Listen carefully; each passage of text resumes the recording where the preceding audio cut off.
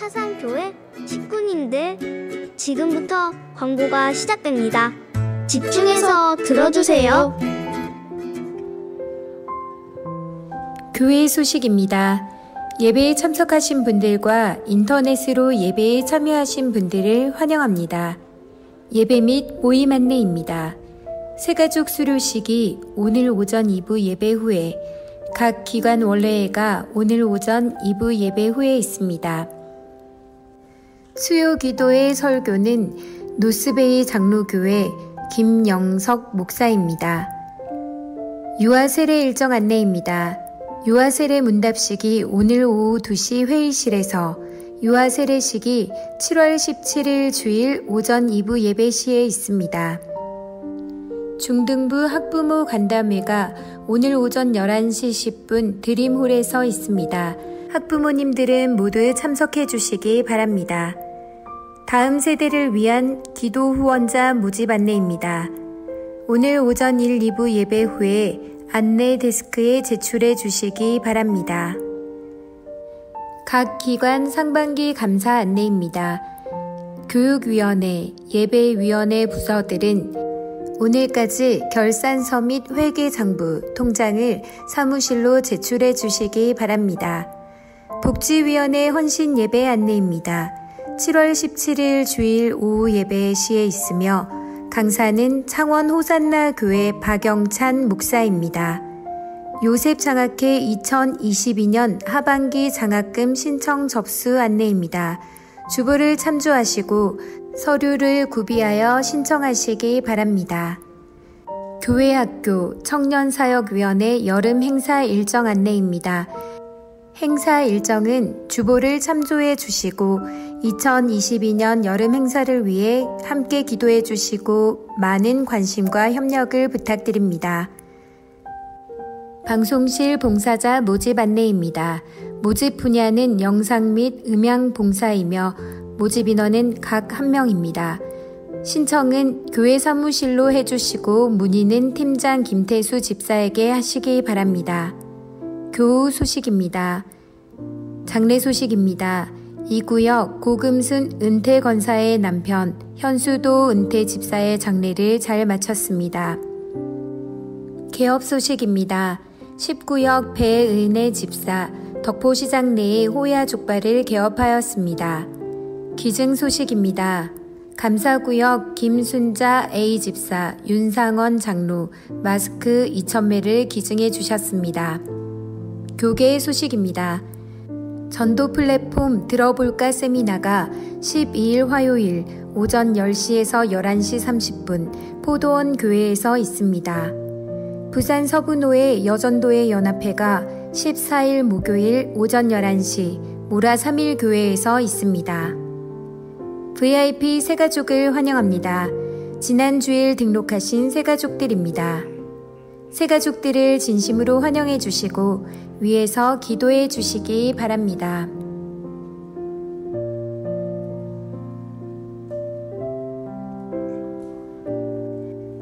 사상교회 식구님들, 예배에 집중할 수 있도록 지금 각자의 휴대폰을 점검하셔서 전원을 꺼주시거나 진동으로 설정해 주시기 바랍니다. 이 시간 경건한 마음과 몸가짐으로 하나님께서 기뻐 받으시는 예배되도록 최선을 다하시고 하나님께 드리는 예배와 선포되는 말씀을 통해 큰 은혜 받으시기 바랍니다. 할렐루야. 7월 둘째 주일입니다. 주일 일부 전세대 예배에 오신 여러분들을 주님의 이름으로 환영하고 축복합니다. 오늘도 우리 앞뒤 좌우에 계신 분들과 반갑게 인사 나눴으면 좋겠습니다. 하늘 복 많이 받으세요. 네, 코로나가 다시 확산되는 추세에 있습니다. 우리 서로 주의하면서 오늘도 하나님 앞에 기쁨으로 예배하며 나갑시다. 기도하는 마음으로 자리에 일어나서 사도신경으로 우리의 신앙 고백하며 예배의 자리로 나아가겠습니다. 나는 전능하신 아버지 하나님 천지의 창조주를 믿습니다. 나는 그의 유일하신 아들 우리 주 예수 그리스도를 믿습니다. 그는 성령으로 잉태되어 동정녀 마리아에게서 나시고 본디오 빌라도에게 고난을 받아 십자가에 못 박혀 죽으시고 장사된 지 사흘 만에 죽은 자 가운데서 다시 살아나셨으며 하늘에 오르시어 전능하신 아버지 하나님 우편에 앉아 계시다가 거기로부터 살아있는 자와 죽은 자를 심판하러 오십니다. 나는 성령을 믿으며 거룩한 공교회와 성도의 교제와 죄를 용서받는 것과 몸의 부활과 영생을 믿습니다. 아멘.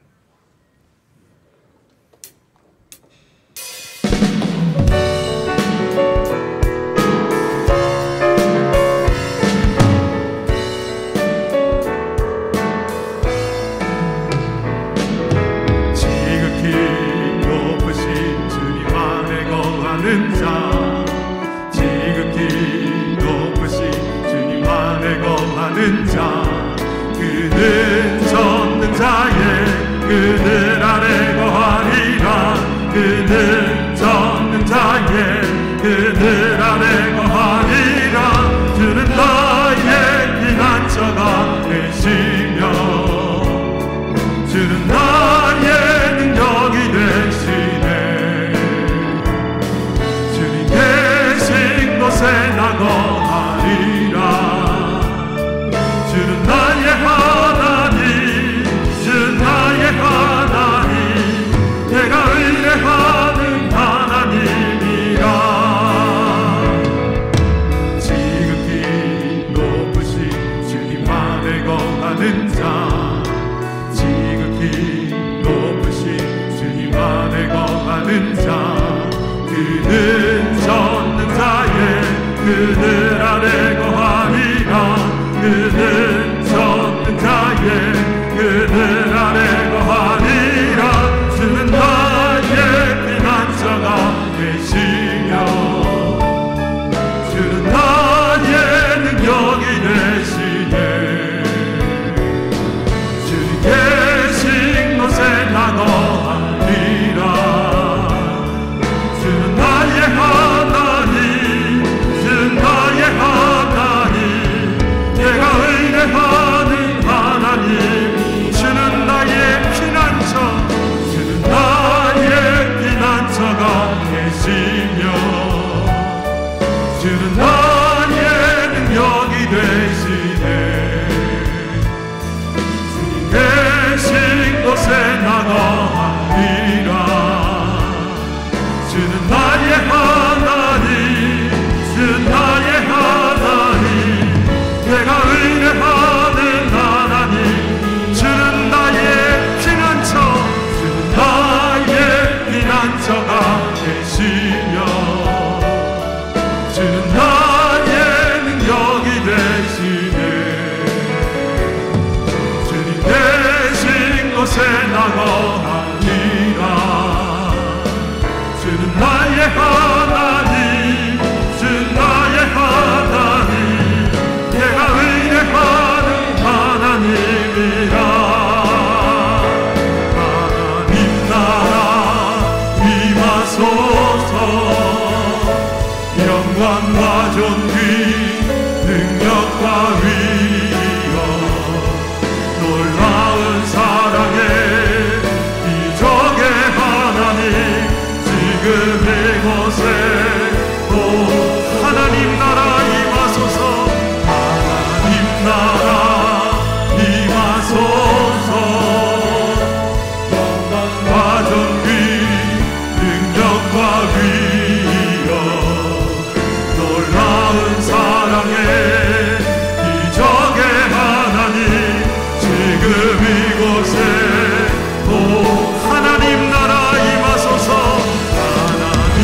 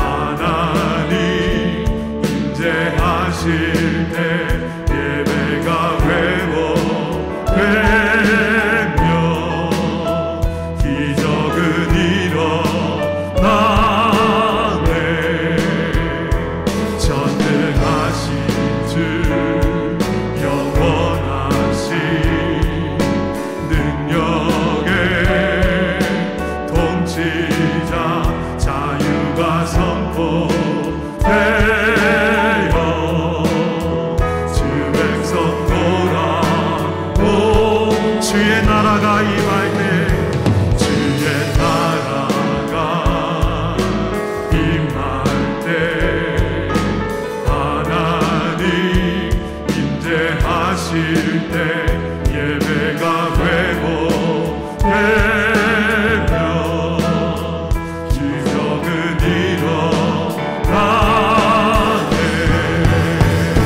전능하신 주 영원하신 능력의 통치자 자유가 선포되어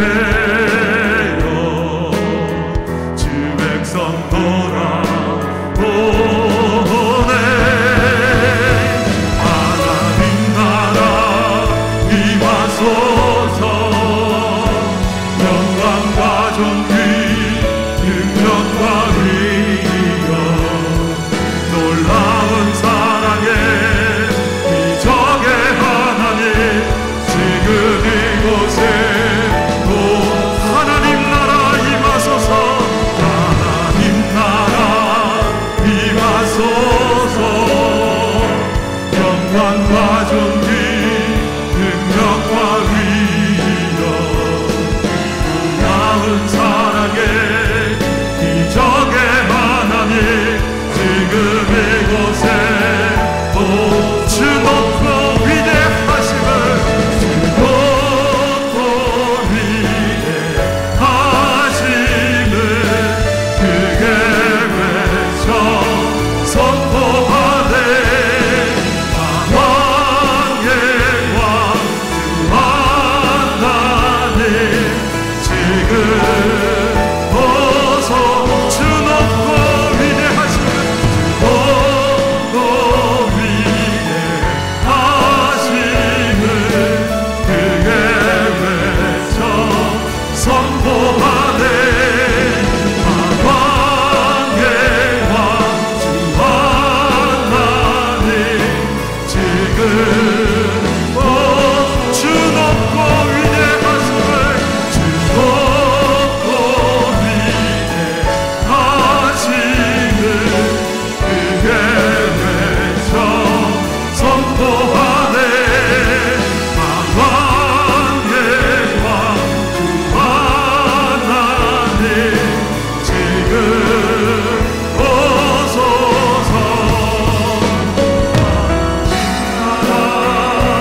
임하소서. 영광과 존귀 능력과 위엄 놀라운 사랑의 기적의 하나님 지금 이곳에 또 하나님 나라 임하소서. 하나님 나라 임하소서. 영광과 존귀 능력과 위엄 놀라운 사랑의 기적의 하나님 지금 이곳에 오소서. 할렐루야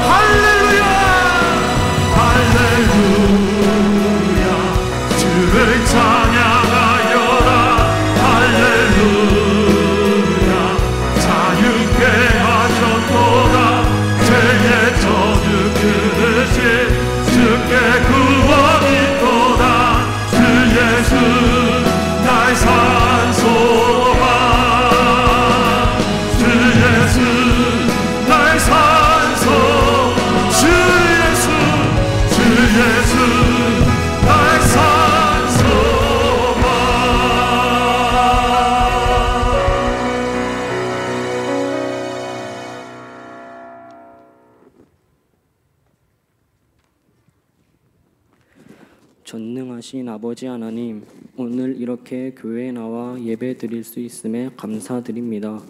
우리가 살아온 지난 일주일을 되돌아보며 잘못한 일이 있거나 죄를 저지른 적이 있다면 우리의 죄를 용서하여 주시고 지켜주시며 온갖 위험과 유혹에서 보호하여 주세요.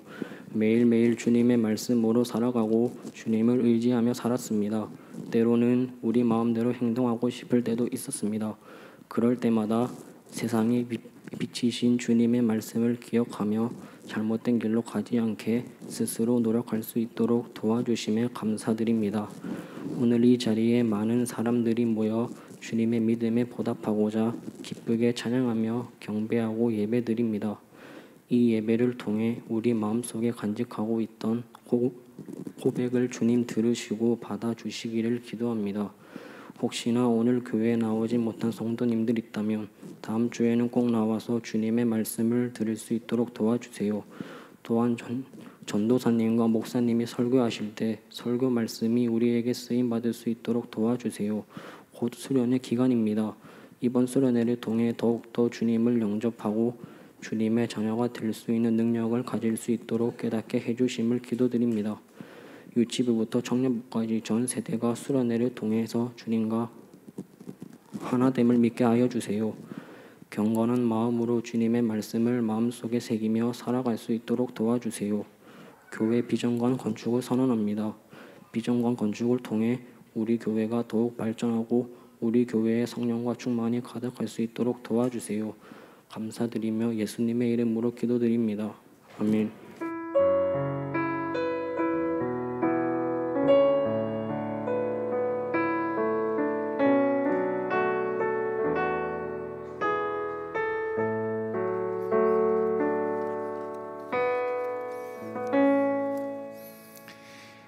자, 이제 우리 하나님께 드린 우리의 헌금을 하나님께 우리 봉헌하도록 하겠습니다. 다 같이 기도하겠습니다. 오늘도 변함없이 우리를 사랑하시는 하나님 아버지, 지난 한 주간 베푸신 하나님의 은혜를 생각하며 이 시간 감사드립니다. 비록 자격 없는 저희지만 하나님이 자녀 삼으시고 주님의 그 영화로운 그런 모습으로 우리를 계속 끌어올리시는 하나님의 열심에 감사를 드립니다. 이 시간 헌금 드립니다. 주정 11조 감사 선교 건축 북방 장학 천일작전 등 여러 목적을 따라서 이 시간 드립니다. 하루하루 우리 주님께 진심으로 감사를 드립니다. 신방해 주셔서 감사하고 또 국나눔 봉사를 하는 것 참으로 감사를 드립니다. 또 개업 신방하는 것 이것도 감사하고, 그리고 이런저런 모양으로 하나님께 감사의 물질을 드렸습니다. 주님께 드려진 이 귀한 물질 사용되는 곳마다 주의 복음을 위하여서 잘 사용될 수 있도록 주님께서 성령과 지혜로 충만하게 해주시기를 간절히 바라옵고 원합니다. 드린 모든 이들에게 하늘의 신령한 것과 땅의 기름진 것으로 채워주시고 살아가는 동안에 우리 하나님께서 주시는 의미가 있게 하여 주시고 섬김의 기쁨과 나눔의 능력을 체험하게 하여 주시옵소서. 오늘 우리 전 세대에 함께 참여하고 있는 우리 어린 식구들 특별히 복의 복을 더하여 주시고 키가 잘 자라고 지혜가 자라서 하나님과 사람에게 사랑받는 그런 복덩이가 되도록 하여 주시옵소서. 감사드리며 우리 주 예수 그리스도의 이름으로 기도합니다. 아멘.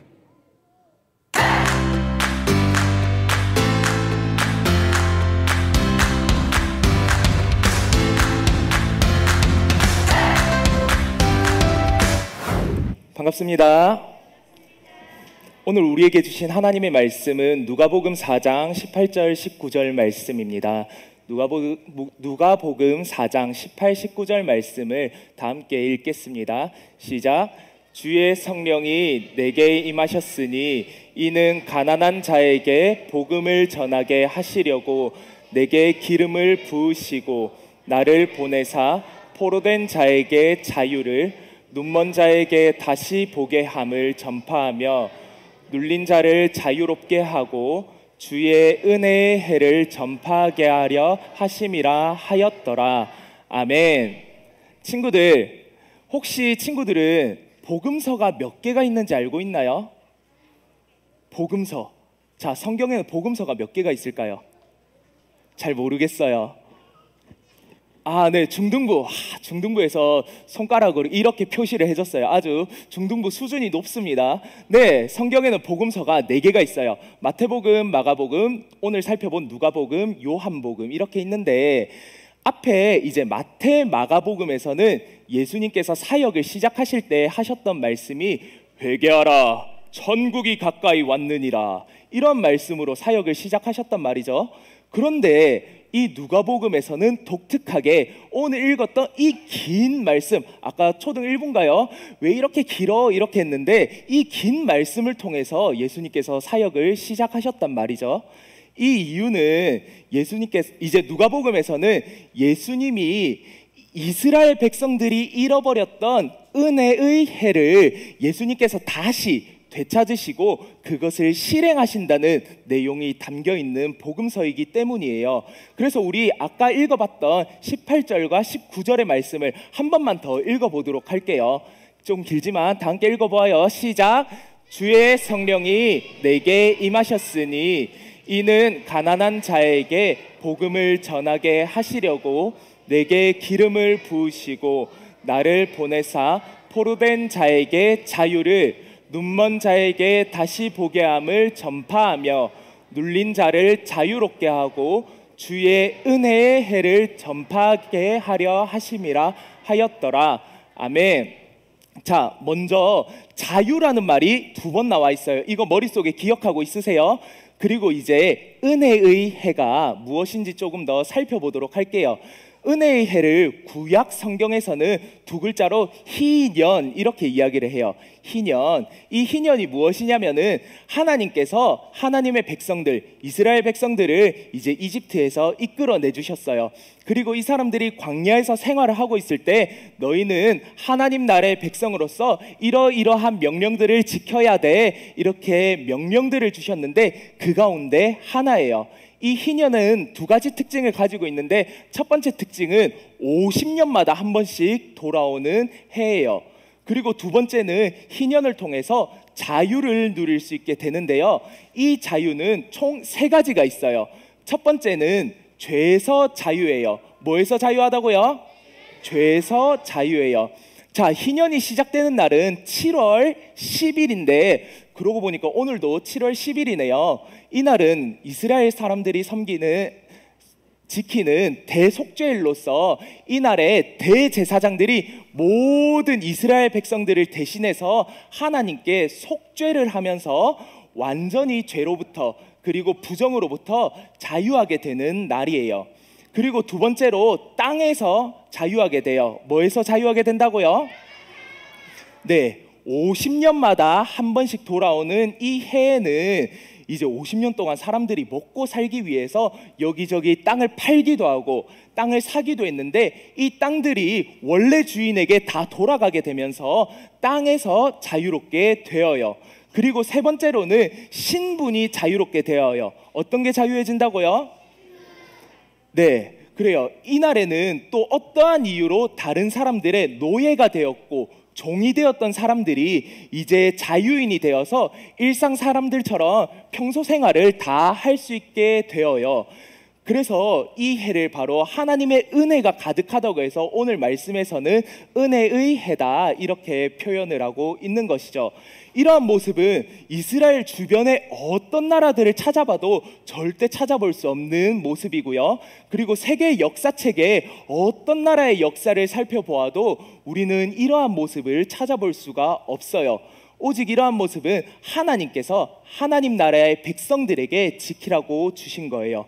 왜냐하면은 하나님 나라의 백성들은 세상 나라의 백성들과 다르다는 것을 보여주시고 기억하게 하기 위해서였지요.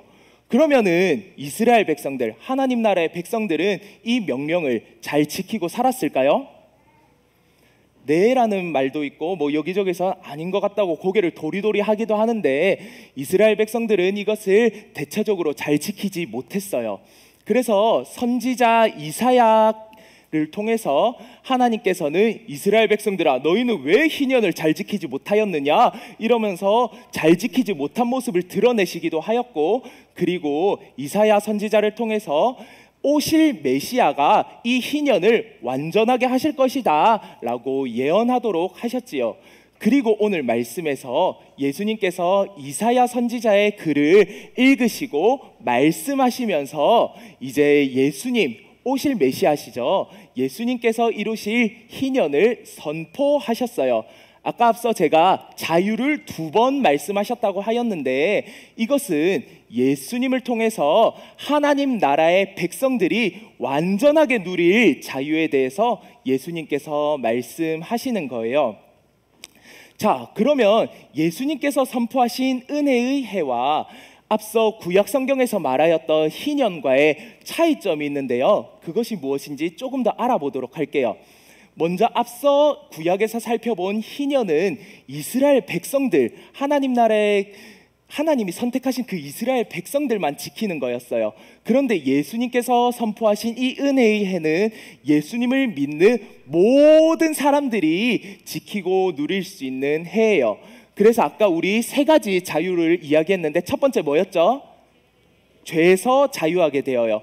그래서 이스라엘 백성들은 대속죄일로 통해서 죄에서 자유하게 되지만 아직도 매년마다 죄를 지으면은 제물을 잡아서 이 제물을 통해서 죄를 용서함을 받았는데, 우리는 예수님을 통해서 기도함으로 말미암아 죄에서 자유할 수 있게 되어요. 두 번째로 우리는 하나님의 자녀라는 거룩한 신분이 되어요. 그래서 우리는 죄의 종이었지만은 이제 하나님의 자녀로서 신분의 자유를 누릴 수 있게 되고요. 세 번째, 땅의 자유를 누릴 수 있게 되는데, 우리는 이 땅을 살아가는 사람이지만 또 영원한 저 천국을 바라보며 사는 사람들이에요. 그래서 우리는 이 땅이 아니라 저 영원한 천국에 하나님 나라의 땅을 상속받는 사람들이라는 것을 우리는 기억해야 돼요. 그래서 우리는 하나님 나라의 백성들로서 하나님께서 우리에게 말씀하신 이 명령들을 잘 지키면서 살아가야 돼요. 그런데 우리가 이 하나님의 명령을 지키고 살다 보면은 세상 사람들이 우리에게 손가락질을 하면서 이 저 바보 같은 사람들 왜 하나님의 명령을 지키는 거야? 이 세상에 좋은 것이 얼마나 많은데, 이렇게 생각하고 우리에게 손가락질을 할 수도 있어요. 그러나 우리는 그것을 두려워하거나 무서워해서는 안 돼요.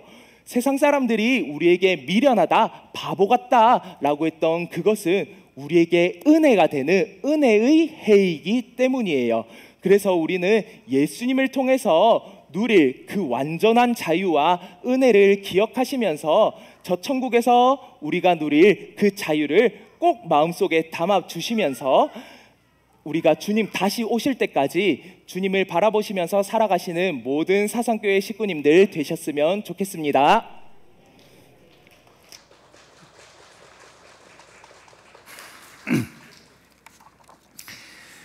자, 우리 7월달 성경암송 함께 하도록 하였는데요, 기억하시나요?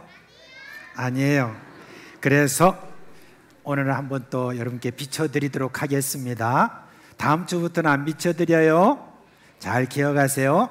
자, 시작. 고린도전서 9장 16절 말씀. 내가 복음을 전할지라도 자랑할 것이 없음은 내가 부득불할 일임이라. 만일 복음을 전하지 아니하면 내게 화가 있을 것이로다. 고린도전서 9장 16절 말씀. 아멘. 자, 이제 유치부 초등 1, 2부 자리에서 일어나세요. 자, 손 모으고 우리 하나님께서 주신 그런 축복을 여러분 다 받아 누리기를 바랍니다. 다 같이 축복 기도 받으세요. 우리 주 예수 그리스도의 은혜와 하나님 아버지의 그 크신 사랑과 성령의 그 놀라운 역사가 우리 사랑하는 우리 어린 식구들 머리 위에 영원토록 함께 있을지어다. 아멘. 네, 오늘도 함께 손을 내밀고 축복하겠습니다. 주님 너를 항상 인도하시리.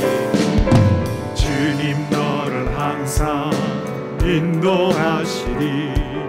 메마른 땅에서도 너를 만족시키리. 너는 물된 동산과 겠고 마르지 않는 샘 같으리. 너는 물된 동산과 겠고 마르지 않는 샘 같으리. 주님 너를 항상 인도하시니 메마른 땅에서도 너를 만족시키리. 너는 물된 동산과 초등 1구 나가겠습니다. 마르지 않는 샘 같으리. 너는 물된 동산과 겠고 마르지 않는 샘 같으리. 주님 너를 항상 인도하시니 메마른 땅에서도 너를 만족시키리. 너는 물된 동산과 겠고 마르지 않는 샘 같으리. 우리 유치부 나갈게요. 너는 물된 동산과 겠고 마르지 않는 샘 너는 물된 동산 같겠고. 너는 물된 동산 같겠고 마르지 않는 샘 같으리. 너는 물된 동산 같겠고 마르지 않는 샘 같으리.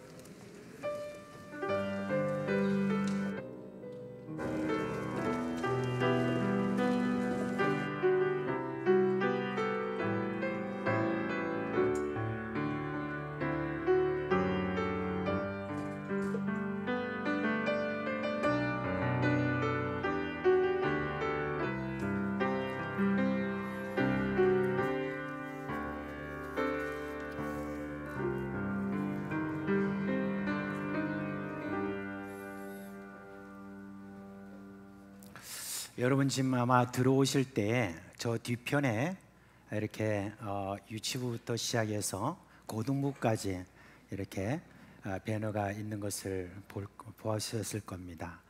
그런데 그 내용을 이렇게 여러분 보시면서 한 가지 좀 부탁을 드립니다. 지난주에 우리 다음 세대를 위하여서 여러분들이 내가 기도를 꼭 해야 되겠다. 그래서 한 사람씩 그렇게 선택하는 그런 종이를 좀 드렸는데 기대보다는 좀 이렇게 적게 그렇게 거쳤다고 그렇게 이야기를 들었습니다. 그래서 오늘 다시 한번 여러분께 강구를 드렸고 나중에 여러분이 나가실 때 여기 안내 데스크에 거기에 또 여러분 이렇게 신청서가 또 있고 하니까 그걸 보시면서 여러분들이 나도 섬기겠습니다라고 그렇게 해주시면 그러면 여러분과 함께 연결해 드려서 어느 학생을 위해서 내가 계속해서 좀 기도해야 되겠다라고 하는 그런 참 큰 격려가 되고 용기가 될 것 같습니다. 그래서 꼭 나중에 여러분 잊지 마시고 나가실 때 그렇게 해주시기를 부탁을 드립니다. 먼저 오늘 설교하기 전에 영상 하나 좀 여러분께 보여드리도록 하겠습니다. 우리 교회에서 1980 아마 5년 제가 지금 기억하기로는 그렇게 되는데 우리 교회에서 참 선교사로 그때 파송을 할 때 우리 교회만 한 것이 아니라 세 교회가 함께 힘을 합쳐서 했던 파송했던 우리 일본의 박영기 선교사님 너무나 잘 아시지만 아마 그분에 대해서 모르는 분도 계실 것 같아서 먼저 말씀을 드리고 최근에 또 이렇게 저희가 또 보낸 그 건축 헌금 비롯해서 잘 이렇게 지금 목회를 해나가고 계십니다. 그래서 그 일본 선교에 대한 그 소식을 이번에 영상으로 보내와서 이건 함께 나눠야 되겠다 싶어서 오늘 먼저 여러분께 틀어드리도록 하겠습니다. 먼저 영상을 보여주시기 바랍니다.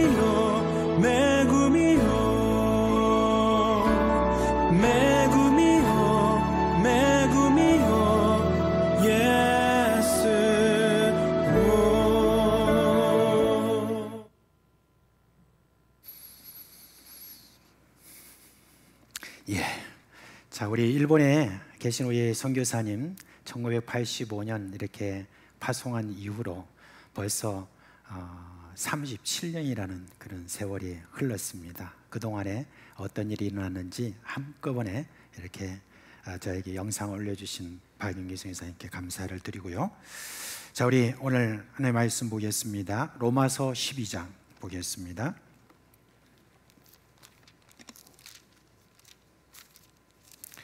로마서 12장 3절부터 8절에 있는 말씀을 우리 한 목소리로 읽도록 하겠습니다. 로마서 12장 3절로 8절에 있는 말씀입니다. 함께 읽겠습니다. 내게 주신 은혜로 말미암아 너희 각 사람에게 말하노니 마땅히 생각할 그 이상의 생각을 품지 말고 오직 하나님께서 각 사람에게 나누어 주신 믿음의 분량대로 지혜롭게 생각하라. 우리가 한 몸에 많은 지체를 가졌으나 모든 지체가 같은 기능을 가진 것이 아니니 이와 같이 우리 많은 사람이 그리스도 안에서 한 몸이 되어 서로 지체가 되었느니라. 우리에게 주신 은혜대로 받은 은사가 각각 다르니 혹 예언이면 믿음의 분수대로, 혹 섬기는 일이면 섬기는 일로, 혹 가르치는 자면 가르치는 일로, 혹 위로하는 자면 위로하는 일로, 구제하는 자는 성실함으로, 다스리는 자는 부지런함으로, 긍휼을 베푸는 자는 즐거움으로 할 것이니라. 아멘. 지금 우리가 살아가고 있는 이 세상은 여러 가지 일들이 예상을 벗어나는 그런 일들이 많이 생기고 있습니다. 여러분, 처음 코로나가 시작됐을 때 이 코로나가 이렇게 길게 갈 줄 누가 알았겠습니까? 지금 전쟁이 일어나고 있는 우크라이나에 있는 그 전쟁이 한 일주일 내지 2주일이면 끝날 것 같다고 다들 그렇게 예측을 했습니다마는 그 전쟁이 지금 몇 달째 계속 지속되고 언제 끝날지 모르는 바로 그런 상황으로 지금 가고 있는 것을 볼 수 있습니다. 과연 코로나가 언제 종식될지, 또 이 전쟁이 언제 종식될지 모르는 그런 상황 가운데 우리가 지금 살고 있는데, 또 사람들은 불안합니다. 또 어떤 일들이 우리 가운데 어떻게 터질지, 저희들이 또 그 일들이 또 얼마나 오래 지속될지, 그런 것에 대해서 우리가 지금 다들 좀 불안해하고 걱정이 많이 앞섭니다. 안 그래도 코로나로 인해서 우리가 참 어렵고 힘든데 갑자기 또 우리에게 닥쳐온 그런 경제 위기로 우리가 지금 상당히 많이 어려운 그런 상황 가운데 있습니다. 물가는 엄청 오르고 있고, 그리고 또 수입은 그대로든지 아니면 줄고 있기 때문에, 그래서 이제는 우리의 살림을 여러 가지 좀 줄여야 되고, 먹고 마시고 누리는 이것들도 계속해서 줄어야 되는데, 또 반면에 또 그것 때문에 또 경제가 안 돌아간다고 또 이런 악순환이 계속되는 그런 상황 속에서 과연 어디서 어떻게 우리가 해결점을 찾을 것인가 하는 그런 부분에 대해서 여러 매스컴에서 이야기는 많이 하고 있지만 딱히 어떤 해결점을 찾기가 어려운 그런 시대 속에서 살아가고 있습니다. 매스컴에서는 지난 몇십 년 동안 우리가 겪은 1997년의 외환 위기와 2008년도의 금융위기보다 더 높은 파도가 올 것이라고 연일 그렇게 기사를 올리고 있습니다. 계속해서 어떻게 그것을 읽다 보면은 불안해서 못 살겠다라고 하는 그런 생각밖에 우리가 할 수 없습니다.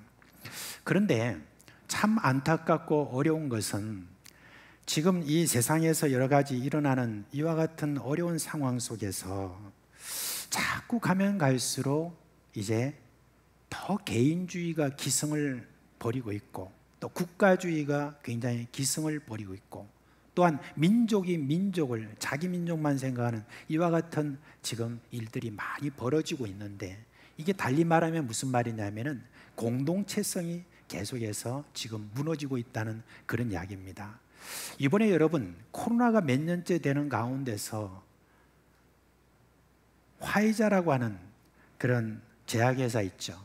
이 화이자가 그동안에 벌어들인 수입이 얼마냐라고 이렇게 보니까 무려 76조 5천억 원이라고 합니다.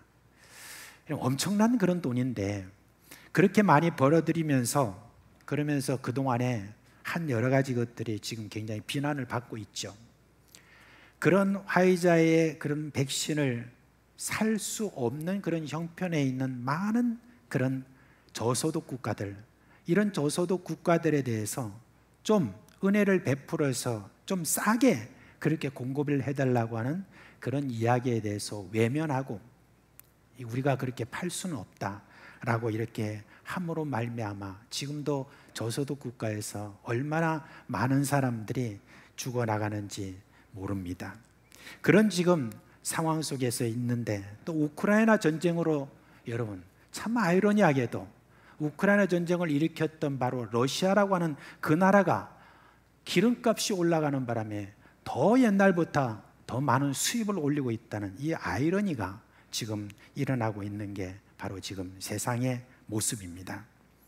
그런 가운데서 이제는 내 것을 챙겨야 되겠다, 내 것을 어떻게 하든지 챙겨가지고 내가 좀 어떻게 하든지 살아남아야 되겠다는 이런 의식들이 갈수록 세상 속에서 지금 많이 퍼지고 있는 것입니다. 이런 가운데서 참 교회는 어떤 답을 갖고 있느냐, 이런 위기에 대해서 우리가 답을 내놓아야 되겠는데 교회는 그저 그런 부분에 대해서 쳐다만 보고 아무 답도 내어놓지 않고 우리가 바라고 있는 천국만 바라보고 있을 것인가? 저는 그것은 아니라고 생각합니다. 지난날 세상은 위기가 닥칠 때 불평하고 원망하고 절망했지만 그때마다 여러분 교회는 세상의 빛으로서 사명을 감당해 왔습니다. 이제 이런 위기 상황이야말로 교회의 진가가 드러나는 우리가 기회로 삼아야 될 것입니다. 그러면 어떻게 우리가 이것을 기회로 삼을 수 있는가? 교회가 가진 아주 정말 가치 있는 정신이 있습니다. 그는 예수 그리스도 안에서 가진 공동체 정신이라는 것이 있습니다. 근데 그 공동체 정신이 뭐냐? 성령께서 각자에게 주신 은사를 따라서 서로 섬기는 것, 바로 이게 공동체 정신이라는 겁니다. 달리 말하면 섬김의 정신이 바로 이 세상에 내어놓을 답이라는 그런 이야기인 것입니다. 그러므로 우리는 하나님이 우리에게 주신 그 은사, 이것을 한번 또 재점검해야 되겠습니다. 오늘은 그 은사와 함께 직분에 대해서 여러분께 좀 말씀을 드리도록 하겠습니다. 먼저 여러분께 말씀드릴 것은 우리가 가지고 있는 재능, 일반 은총도 성령의 은사라는 것입니다. 여러분, 일반 은총이라는 말, 이 말은 좀 드물게 여러분이 들었을 것입니다. 이게 무슨 말이냐면 예수를 믿든지 믿지 않든지 하나님이 모든 사람에게 주시는 은혜를 그렇게 말하고 있습니다. 예를 들면 해와 달과 별과 물과 공기와 계절에 따른 그런 곡물과 열매, 채소, 비, 이런 것들, 이런 모든 특별한 경우를 제외하고는 하나님이 모든 사람에게 차별 없이 주는 것, 그것을 뭐라고 하냐면 바로 이 일반 은총이라고 그렇게 이야기합니다. 그런데 하나님의 일반 은총에는 각 사람이 가지고 있는 그 재능도 포함됩니다. 옛날부터 어떤 사람이 자기만의 특별한 재능이 있을 때 이런 말을 하죠. 천부적이다, 그런 이야기를 합니다. 그렇죠. 믿지 않는 사람들은 그런 은사들, 재능들을 하나님이 주신 것으로 인정하지 않지만 우리 믿는 사람들은 그것을 하나님이 주신 은사로 그렇게 우리는 믿어야 되는 것입니다. 그런 모든 은사가 교회에서는 직분을 통해서 잘 발휘가 됩니다. 처음 교회가 세워질 때 직분은 다음과 같습니다. 제일 먼저 나오는 직분이 뭐냐면 사도였습니다. 이 사도라고 하면 두 부류가 있어요. 첫째는 어떤 부류냐면 예수님의 제자 중에서 택하신 12명을 이야기를 합니다. 그리고 그 이후에 세워진 또 사도들이 또 있습니다. 그분들은 누구냐면 성령이 바울과 바나바를 다른 민족을 복음화시키기 위해서 세운 바로 그 직분을 가진 사람, 이 사람을 뭐라고 그랬어요? 사도다라고 그렇게 이야기했습니다. 그리고 난 다음에 또 세워진 직분이 뭐였냐면 집사였습니다. 여러분, 집사는 교회 구제와 관련된 사무를 위하여서 세워진 그런 직분입니다. 이후에 성경에 나오는 직분의 순서가 있는데 그 다음에는 장로가 나옵니다.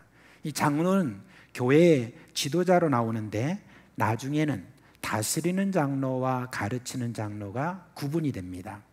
또 그 가르치는 장로의 명칭이 목회를 하는 목사 또는 감독이라는 그런 이름을 붙였습니다. 그리고 난 다음에 또 선지자와 교사라는 또 직분이 나옵니다. 선지자는 예언의 은사를 받은 이들을 따로 세워서 그렇게 불렀습니다. 그리고 교사는 성경을 가르치는 직분을 말하는 것이죠. 그런데 이 직분은 세월이 감에 따라서 교회의 필요에 따라 명칭이 달라지든지 아니면 새로운 직분들이 그렇게 세워졌습니다. 우리가 교회를 다니면서도 우리가 어떤 직분을 이렇게 받았으면서도 아직까지 생각하기를 이 직분은 목사님이 나에게 주었다 또는 우리 성도들이 나에게 주었다 라고 하는 어떤 그런 생각을 하는 분들이 있는 것 같습니다. 그렇지만 여러분, 그렇지 않습니다. 우리가 받은 모든 그 직분은 은사에 따라서 하나님이 우리에게 주신 그러한 직분이라는 것, 그걸 여러분 잊어서는 안 됩니다. 그러므로 직분도 하나님이 주시는 은사라고 하는 이 생각을 꼭 가지시길 바랍니다. 우리가 지난 주일에 제가 말씀을 드렸던 능력의 은사, 그것도 하나님이 주시는 그런 은사지만 내가 이 땅에 태어날 때부터 가지고 있었던 어떤 천부적인 그런 달란트나 능력이나 이런 모든 것, 또 내가 배워서 알게 된 것, 노력해서 얻은 것, 이런 모든 것들에 대해서도 다 하나님께서 우리에게 주신 그런 은사일 뿐만 아니라 교회에서 여러분들에게 부여된 그런 모든 직분에 대해서도 다 은사다라고 하는 그것이 바로 하나님이 우리에게 주시는 말씀인 것입니다. 이제 그런데 이 은사에 대해서 어떤 사람들은 은사를 보고 이런 어떤 직분에 대해서 높낮이를 생각하는 그런 분들이 좀 많이 있는 것 같습니다.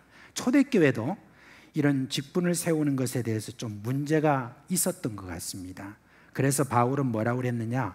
오늘 로마서 12장 3절에 마땅히 생각할 그 이상의 생각을 품지 말고 오직 하나님께서 각 사람에게 나눠주신 믿음의 분량대로 지혜롭게 생각하라, 그렇게 했습니다.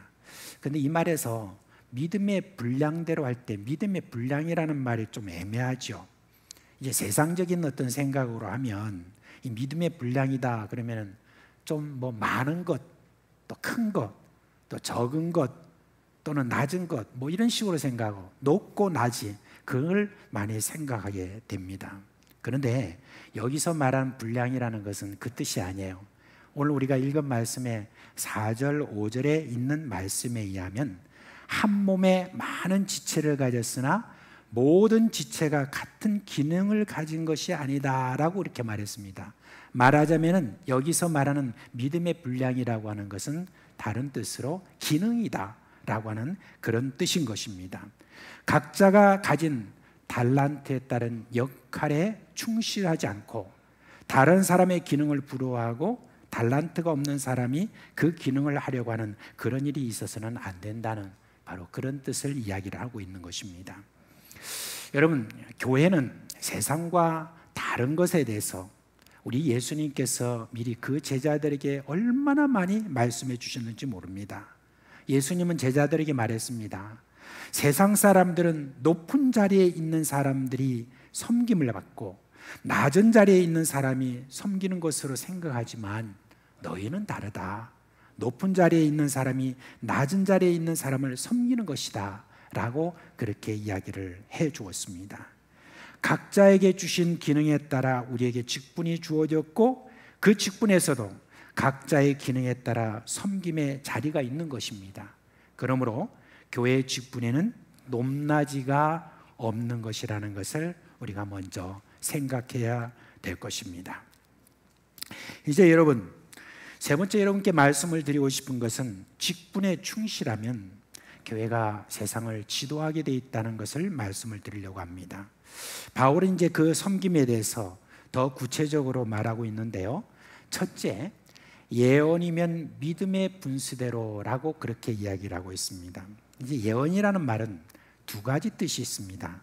하나는 앞으로 일어날 일에 대해서 미리 말해주는 그것을 말하고, 또 하나는 하나님께 받은 교훈의 말씀을 전하는 것입니다. 여기서 예언이라는 말은 바로 이 후자를 이야기를 하는 것이죠. 오늘날로 말하면 설교하는 것을 이야기를 하는 겁니다. 예언하는 자는 믿음의 분세대로 하라, 그렇게 이야기하지 않습니까? 이 말은 무슨 말이냐? 주어진 만큼 하라라고 하는 그런 말입니다. 지금은 설교자들이 설교할 때 가장 기본적으로 무엇을 여러분 보고 합니까? 성경을 보고 하지 않습니까? 그런데 바로 이 당시에 지금 사도 바울이 말하고 있는 이 당시에는 설교하는 그런 사람들이 성경이 완성되어 있는 그런 상태가 아니었기 때문에 그들은 설교를 하기 위해서 다른 구약의 말씀도 참고도 하긴 하지만은 구약의 말씀도 구하려면 너무너무 힘들었기 때문에 성령께 온전히 의지해 가지고 성령이 주시는 그런 말씀에 따라서 저희들이 설교를 해야 되었습니다. 그래서 사도 바울이 이렇게 지금 주의를 시켜주는 거예요. 여러분들이 성령께 받은 만큼 주어진 대로 해야지 그 이상은 좀 넘어가지 마라라고 하는 바로 그런 말인 것입니다. 자, 그렇다고 오늘날 설교자들이 그냥 성경을 읽어주는 것이 아니잖아요. 성경을 읽을 때 주시는 하나님의 성령의 감동이 먼저 있습니다. 그것은 교회 청중의 상황에 따라서 다르기도 하고 또 때에 따라서 다르기도 합니다. 설교자는 여러분 늘 고심을 해요. 과연 이 말씀이 설교를 듣는 이들에게 어떻게 적용이 될지, 그게 참 늘 관심입니다. 그런데 설교자의 예상을 벗어나는 그런 일들이 종종 일어나요. 이렇게 설교를 했을 때 반응이 별로 없잖아요. 그러면 설교하는 사람은 좀 실망을 그렇게 할 때가 있습니다. 그런 참 설교를 오늘 너무 힘들게 했다라고 하는 바로 그런 마음이 있는데, 그런데 나중에 어떤 분이 이런 말을 해요. 제가 그 설교를 듣고 내 삶에 적용을 해가지고 하나님의 은혜를 체험했다라고 그렇게 이야기를 하는 분들의 이야기를 듣습니다. 그런 말을 들을 때마다 저는 어떤 생각을 하냐면, 내 생각이나 그리고 설교할 때 어떤 감정, 분위기 이런 것에 의지해서는 안 되겠구나. 내게 주신 하나님의 은혜를 따라서 내가 이렇게 말씀을 준비했던 그런 부분에 대해서 하는 것에 대해서 주님께서 주신 것이라 확신하고 그렇게 내가 말씀을 전해야 되겠구나라고 하는 그런 생각을 하게 됩니다. 물론 특별한 그런 경우도 있습니다만은, 그런 면에서 여러분께 부탁을 드립니다. 설교자를 위해서 여러분이 기도를 할 때 이런 기도를 해주시면 됩니다. 성령이 주시는 감동 그 이상을 넘어가지 않도록 기도해 주시기를 바랍니다. 두 번째는 섬기는 일이면 섬기는 일로라고 그렇게 했죠. 그런데 이 내용은 다른 두 가지 내용과 함께 말씀을 좀 드려야 되겠습니다. 8절 말씀에 보면 구제하는 것과 긍휼 베푸는 것을 말하고 있습니다. 여러분, 이 섬긴다는 말은 무슨 말이냐면 봉사하는 것을 말하는 것입니다. 그런데 그것이 사람을 가리킬 때는 뭐라고 하느냐? 종 혹은 노예를 가리킵니다.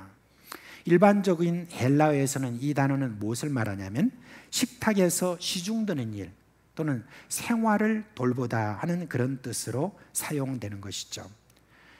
초대교회에서는 이 직분을 누가 가졌냐면 바로 집사가 해야 될 그런 일이었습니다. 가난한 사람들의 형편을 살피고 그들을 위하여 헌금을 집행하는 바로 그런 것이죠. 여기 8절에 보면 구제하는 자와 긍휼을 베푸는 자다라고 그렇게 말했습니다. 구제와 긍휼을 베푼다, 이런 것은 우리가 흔히 말하는 복지제도라고 하는 그런 것과 관련이 있지 않습니까?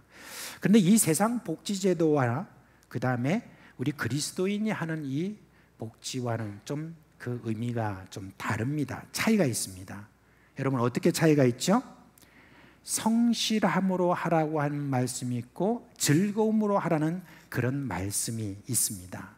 여러분 이 말씀에 의하면은 우리 교회에서 하는 어떤 이 모든 가난한 자를 구제하고 어려운 자를 돌보는 이와 같은 이 일들에 있어서는 하나님이 주시는 그런 즐거운 마음 있잖아요. 이런 마음으로 이 모든 것들을 할 것을 지금 여기에 강조하고 있는 것을 볼 수가 있습니다. 그렇지만 이런 구제하고 또 긍휼을 베푸는 이 모든 일을 하는 데 있어서는 사실은 여러분 쉽지 않은 일이죠. 그냥 잠깐 그 일들에 참여해서 함께 할 수는 있지만 그러나 그것을 지속적으로 한다는 것은 여러 가지 어렵죠. 그래서 이제 사도 바울이 우리에게 이야기하는 것은 뭘 말하냐면은 좀 힘들어도 끈질기게 그것을 하라는 바로 그런 이야기입니다. 우리가 섬김을 말할 때 꼭 잊어서는 안 되는 그런 모범이 있습니다. 바로 예수님입니다. 예수님은 말씀하셨어요. 내가 섬김을 받으려 이 땅에 온 것이 아니라 도리어 섬기러 왔다. 그렇게 말씀해 주셨습니다. 근데 여러분 예수님이 섬기러 오셨다고 그랬을 때 그때 어떤 섬김을 이야기하느냐 그랬을 때 우리가 꼭 기억해야 되는 것은 예수님께서 하늘 영광 그 높은 보좌 위에서 이 낮은 데로 내려오셨다는 것 그걸 여러분 우리가 기억해야 됩니다. 섬김에 있어서 굉장히 중요한 요소는 뭐냐 여러분 낮은 데로 내려가는 것입니다. 낮은 형편에 있는 우리가 섬겨야 될 그 대상 구제가 필요하고 긍휼을 베푸는 것이 필요한 그 사람의 그 입장으로 내가 내려가서 그 사람의 입장에서 내가 살펴보는 그 일 있잖아요. 이게 여러분 긍휼을 베풀고 구제하는 일에 있어서 중요합니다. 우리 집사님들로 임명된 분들은 사실 이 일이 가장 중요한 그런 일이라는 것을 우리가 기억해야 되겠습니다. 우리 교회가 이번에 맥주 감사절 헌금을 5병 이어 나눔으로 다 흘러 우리가 보냈지 않습니까?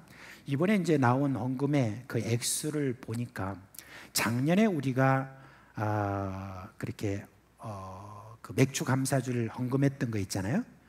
그 거의 비슷한 어떤 수준으로 그렇게 헌금을 하셨더라고요. 사실 이 어렵고 힘든 그런 상황에도 여러분들이 힘을 내신 줄을 그렇게 압니다. 그런데 이제 그 헌금을 가지고 이제 국나눔 그리고 반찬 준비하고 이렇게 매주 2주에 한 번씩이라도 계속 그걸 고민하고 또 이렇게 준비하고 나누고 하는 이 모든 사역을 위해서 수고하시는 그런 분들이 있지 않습니까? 근데 그 분들에게 이 헌금이 좀 격려가 좀 됐으면 좋겠다 하는 마음도 있지만은 그런 분들은 꼭 기억을 하시길 바랍니다. 이런 모든 일들에 있어서는 인내함이 필요합니다. 끈질기게 하는 것이 참 필요합니다. 몇 주 했다가 몇 달 했다가 1년 했다가 끝낼 그런 일이 아니라는 말입니다. 이 모든 일들의 그 취지가 너무너무 참 좋았는데 이제 세월이 가면 갈수록 더 많은 그런 소외되고 그리고 국나눔이 필요한 사람들이 앞으로 더 많이 생길 것입니다. 그러므로 우리 교회는 선제적으로 이 일들을 이렇게 시작했다는 데 대해서 얼마나 여러분 감사한지 모릅니다. 이 아이디어가 그냥 저에게서 나온 것이 아니라 우리 장로님 집사님들 가운데서 이렇게 나와서 이 일들이 시작됐다는 거 이게 또 얼마나 감사한지 몰라요. 그런데 이 일들을 계속해서 지속적으로 하는 것이 너무너무 필요합니다. 그리고 이제 여러분께 아울러서 부탁을 좀 드립니다. 이런 지금 국나눔 봉사를 이렇게 하는 데 있어서 지금 저 주방에서 이렇게 준비하는 그런 분들 중에도 좀 더 필요한 것 같고 그리고 정말 필요한 분들이 어떤 분이냐면은 이제 토요일 날 2주에 한 번씩 토요일 날 오셔가지고 그 대상자들에게 가가지고 그 국을 전달해드리면서 그러면서 저들의 형편을 살피고 저들을 위해서 한번 기도해 주시고 그렇게 하는 분들 있잖아요. 이런 분들이 지금 좀 필요합니다. 예, 조를 짜가지고 지금 이렇게 하고 있는데 갈수록 이제 많아지는 대상이 많아지니까 굉장히 지금 사람들이 많이 필요하다고 그래요. 그래서 우리 집사님들 가운데 지금 어떤 일들에 너무 많이 이렇게 하지 않는 분이라고 하면은 토요일 날 이렇게 오셔서 잠시 한 1시간이나 1시간 반 동안 그렇게 섬겨주는 일에 그렇게 동참하면 참 감사하겠습니다. 세 번째, 여러분, 가르치는 자면 가르치는 일로라고 그랬죠. 여기서는 교사를 말합니다. 물론 이 교사는 주일학교 교사만 말하는 것이 아니죠. 성경을 가르치는 여러 부류의 그런 교사를 말하고 있습니다. 우리 교회의 자랑 중에 하나가 뭐냐면, 우리 교회는 충성스러운 교사가 참 많다는 것입니다. 제가 일부 예배를 마치고 나면은 저는 꼭 여러 부서들을 다 이렇게 순회합니다. 이제 주일학교 중에 이제 유치부, 초등 1, 2부는 거의 다 맞춰가지고 그렇게 이제 아이들은 못 보지만은 중고등부는 우리 학생들을 이렇게 보게 됩니다. 그런데 제가 꼭 이렇게 가가지고 여러분 들리는 이유가 뭔지 아십니까? 거기에는 우리 교사들에게 제가 문안 인사드리려고 그렇게 가는 겁니다. 그 교사들을 볼 때마다 얼마나 참 감사한지 모릅니다. 수고가 참 많아요. 그래서 우리 교회에 여러 직분 중에서 다들 수고를 많이 하시지만 3D, 말하자면 3D 직종 중에 하나가 바로 이 교사다라고 그렇게 이야기를 합니다. 이제 교회 학교 교사 외에 또 다른 교사들이 있죠. 새가족부 교사, 학습반, 세례반 교사, 다문화부 교사 등이 있습니다. 근데 최근에 새로 생긴 여러분 교사들이 있습니다. 그분들은 이음부 교사입니다. 최근에 이제 우리 교회에서 30대, 40대 결혼한 그런 부부들이 좀 뭔가 좀 신앙에 조금 새로운 열정을 좀 갖기 위해서 함께 따로 모여서 오후 3시에 그렇게 밑에 있는 다니엘실에서 모여서 지금 예배를 드리거든요. 그런데 이 부모들에게 가장 어려운 게 뭐냐면 바로 아이들입니다. 아이들을 누가 이렇게 돌보느냐 하는 그것 때문에 고심을 했는데, 근데 4분의 권사님과 집사님이 여기에 헌신을 해주셨습니다. 그래서 이분들이 지금 각자 아이들을 맡아서 곳곳에서 아이들을 지금 제자훈련도 하고 돌봄도 하고 하는 그런 일들을 이렇게 하고 있는데, 제가 익히 압니다. 그분들이 얼마나 베테랑 교사인지. 정말 잘하는 분들인데 이분들을 어떻게 섭외를 잘해가지고 지금 아이들을 다 맡아가지고 그렇게 해주시는 바람에 이 연부 지금 이 집회가 날이 갈수록 참 이렇게 활성화되고 있는 그런 모습을 볼 수 있습니다. 그 외에도 여러분 토요학교 교사, 방과후 교사 뭐 이런 그런 일들을 하는 교사들이 많습니다. 그런데 여기에 특이하게 가르치는 자면 가르치는 일로라고 이렇게 이야기했는데, 처음에는 그냥 가르치면 그냥 가르쳐 이런 어떤 말로 그렇게 제가 이 말씀을 받아들였지만, 계속 이 말씀을 보면 볼수록 어떤 생각이 있냐면은 가르치는 자는 또 다른 가르침을 또 받아야 된다라고 하는 그런 의무를 말씀하는 것 같습니다. 그래서 우리 교회 학교 지금 교사들은요 계속 또 배우고 하는 그런 일을 하고 있습니다. 그러니까 교사의 그런 지금 가르치는 돌보는 이 일들 하는 거 외에도 계속해서 또 가르침을 받아야 되는 어떤 그런 시간과 에너지 이런 모든 것들을 드려야 되니까 여러분 이분들 만날 때마다 여러분들 많이 위로를 해 주시기 바랍니다. 이제 4번째, 위로하는 자는 위로하는 일로라고 이렇게 했습니다. 여러분 위로한다는 말은 무슨 말이냐면 기운을 북돋운다라고 하는 그런 뜻이 있답니다. 교회는 여러 상황으로 인해서 낙담해 있는 자들이 있어요. 이들에게 용기를 주고 기운을 북돋는 일, 이거는 참으로 중요한 일입니다. 그런데 초대교회에서는 이런 일들을 하는 남녀가 있긴 한데 주로 여자가 이런 일들을 많이 했다는 그런 기록들이 있습니다. 어떤 분이 그런 일을 했냐면 주로 과부로 있는 분들이 그렇게 일을 했다고 그래요. 근데 이분들은 이제 남편을 여의고 난 다음에 또 가난하고 어렵긴 했지만 일부는 성전에 가서 허드렛 일을 이렇게 하면서 그런 좀 그래도 좀 살고 있었고, 또 일부는 아예 하나님 앞에 자기 자신이 기도하는 거기에다가 몰두하겠다면서 하나님 앞에 간절한 마음으로 기도하면서 그렇게 하나님과 깊은 교제를 이어나간 그런 분들도 있습니다. 그런데 이분들의 역할은 뭐냐? 성전을 찾는 그런 여러 여인들 있잖아요.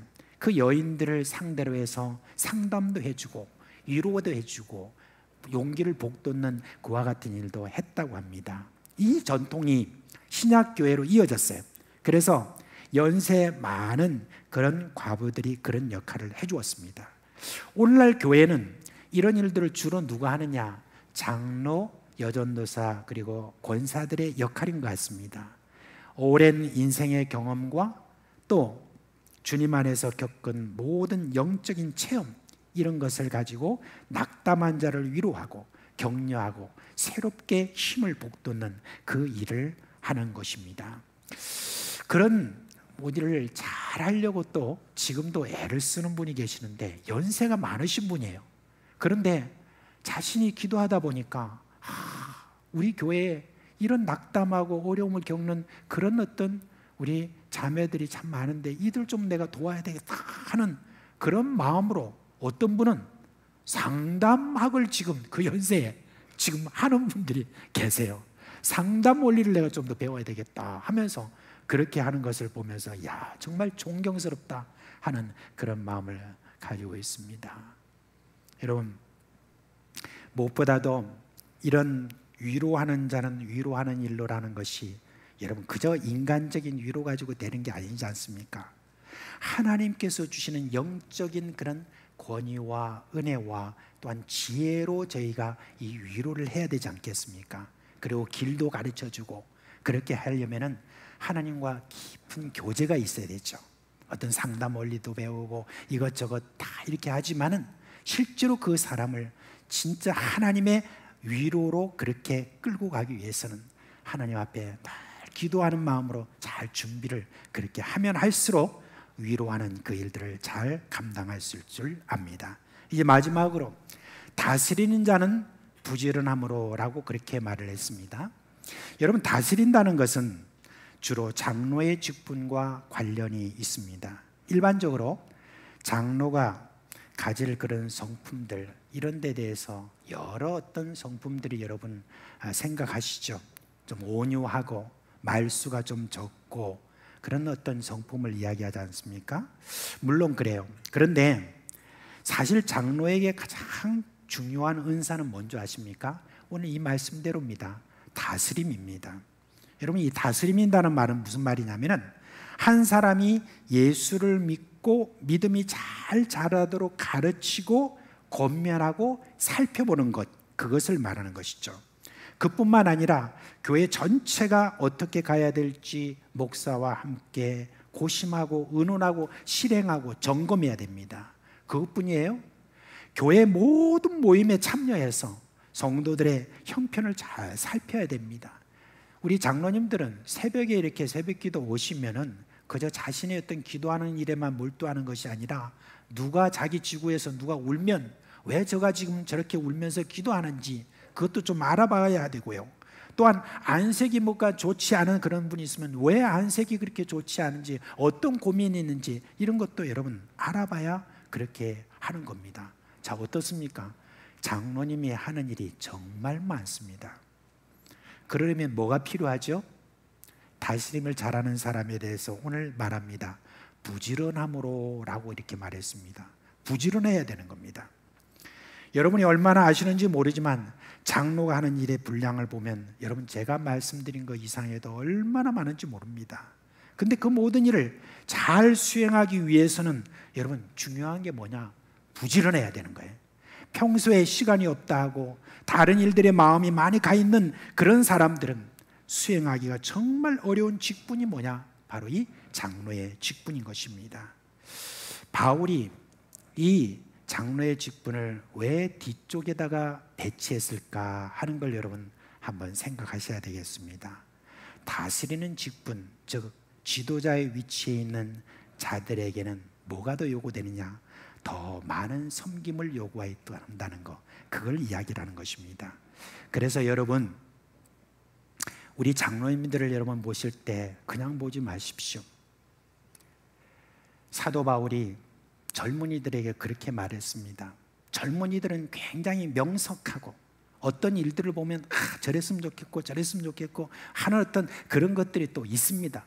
그렇지만 오랜 경험 속에서 쌓인 우리 장로님들이 여러 가지 하는 일에 때로는 마음에 들지 않은 부분들도 있겠지만은 사도 바울은 그런 젊은이들을 향하여서 뭐라고 말했냐면 장로들을 젊은이들이여 존경하라, 존중하라, 그렇게 이야기를 했습니다.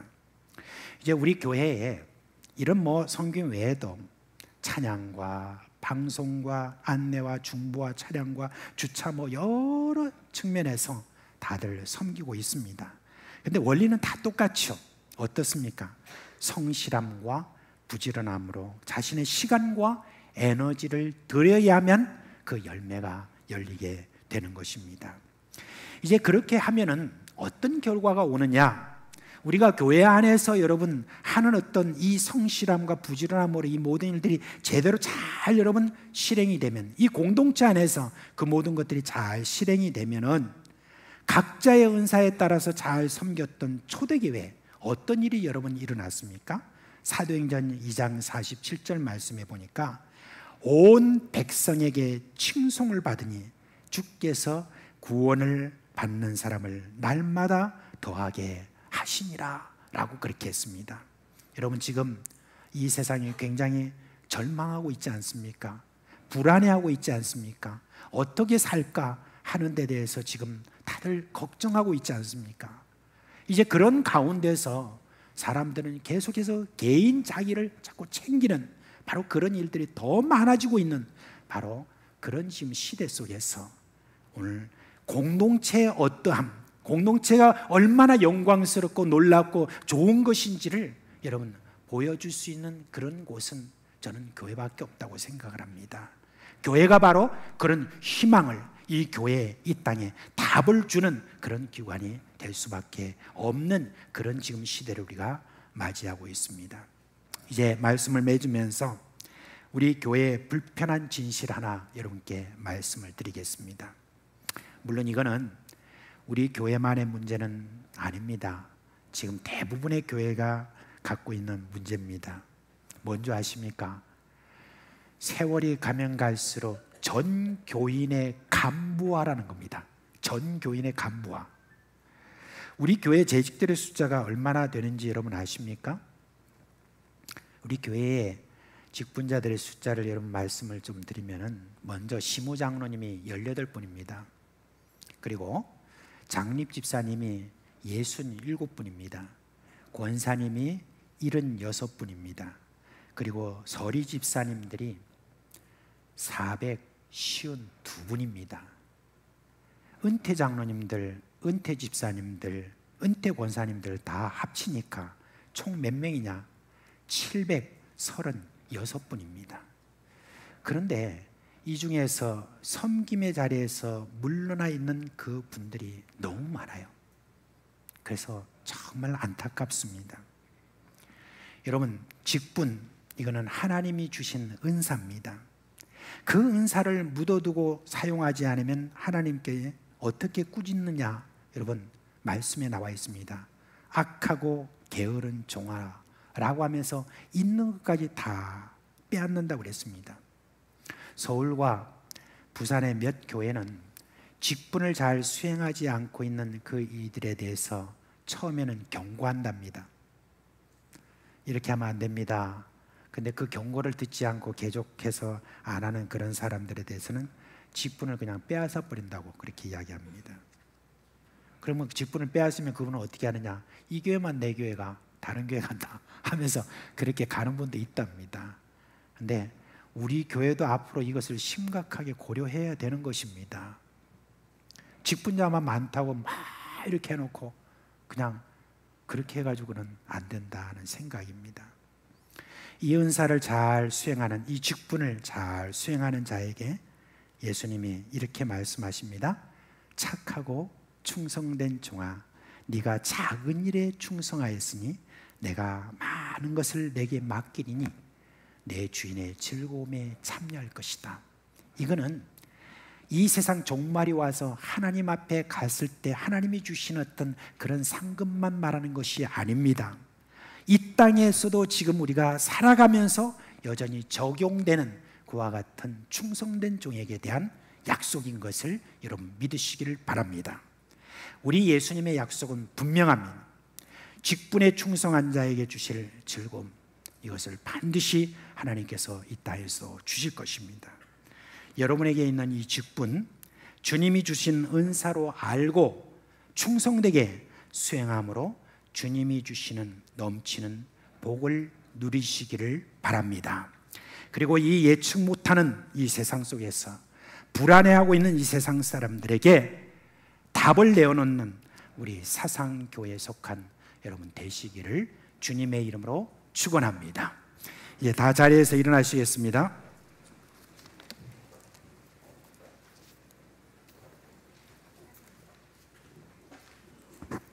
찬송가 191장 우리 함께 찬송하겠습니다.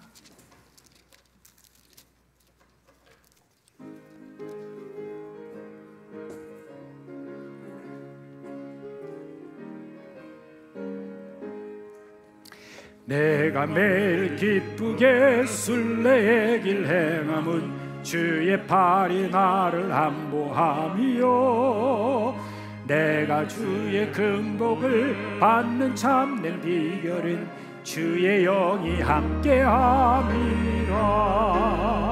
성령이 계시네 할렐루야 함께하시네. 좋은 길을 걸으며 밤낮 기뻐하는 것 주의 영이 함께함이라.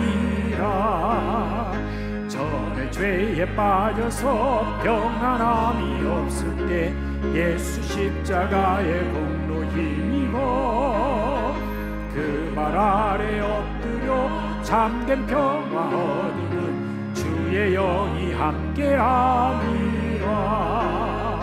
성령이 계시네 할렐루야 함께하시네. 좋은 길을 걸으며 밤낮 기뻐하는 것 주의 영이 함께함이라. 나와 동행하시고 모든 염려하시니 나는 숲의 새와 같이 기쁘다. 내가 기쁜 마음으로 주의 뜻을 행함은 주의 영이 함께함이라. 성령이 계시네 할렐루야 함께하시네. 좁은 길을 걸으며 밤낮 기뻐하는 것 주의 영이 함께함이라. 세상 모든 욕망과 나의 모든 정욕은 십자가에 이미 못을 박았네. 어두운 밤이 지나고 무거운 짐 벗으니 주의 영이 함께함이라. 성령이 계시네 할렐루야 함께하시네.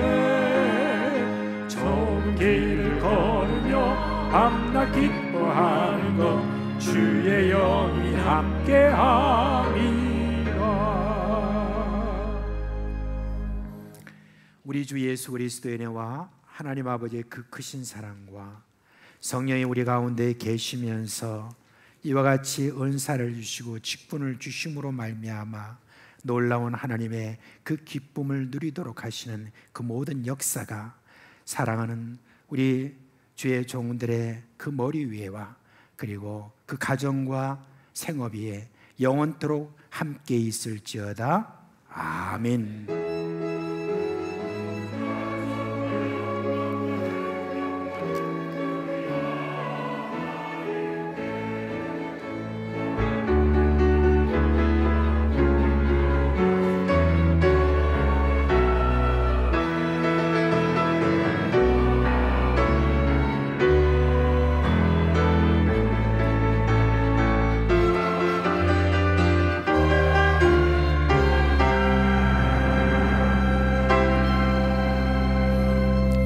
여러분 잠시 자리에 앉아 주시기 바랍니다. 한 가지 광고를 드립니다.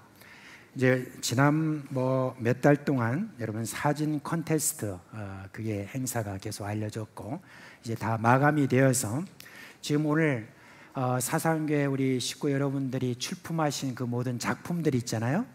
그 작품들이 교회 식당에 지금 다 전시가 되어 있습니다. 참 이쁘고 참 좋은 감동적인 그런 장면도 많이 있는 걸 볼 수 있습니다.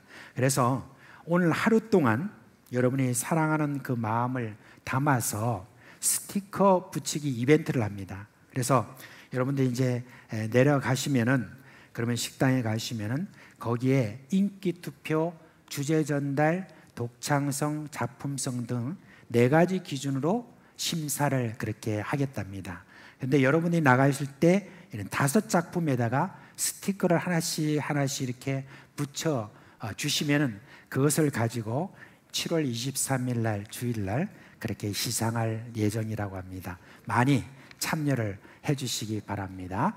이제 또 한 주간 동안 우리 주님이 주신 은혜와 평강이 여러분과 여러분의 모든 생업토와 가정에 함께하기를 주님의 이름으로 축원합니다. 아멘.